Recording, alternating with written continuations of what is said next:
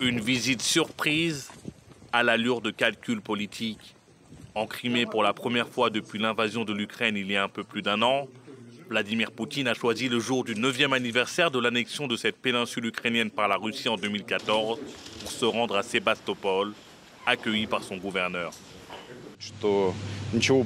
Rien de tout cela ne serait arrivé si la volonté du peuple n'avait pas été soutenue par notre leader, le président russe Vladimir Poutine, qui, pendant ce temps-là, était en contact avec les habitants de Sébastopol, les Criméens, qui a tout fait pour que la Crimée et Sébastopol reviennent au havre natal. Cette visite intervient au lendemain du mandat d'arrêt émis par la Cour pénale internationale à son encontre.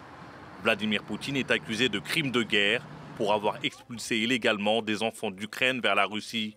La commissaire russe aux droits de l'enfant est aussi poursuivie sur les mêmes fondements.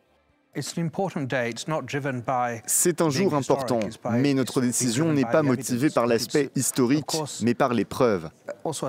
Bien sûr, c'est aussi un jour sombre qu'un chef d'État, un commandant en chef d'un grand et puissant pays, membre du Conseil de sécurité de l'ONU, fasse l'objet d'un mandat d'arrêt. Cela ne devrait réjouir personne. Le Kremlin a réagi en jugeant ce mandat nul et non avenu, alors que Vladimir Poutine ne s'est toujours pas exprimé.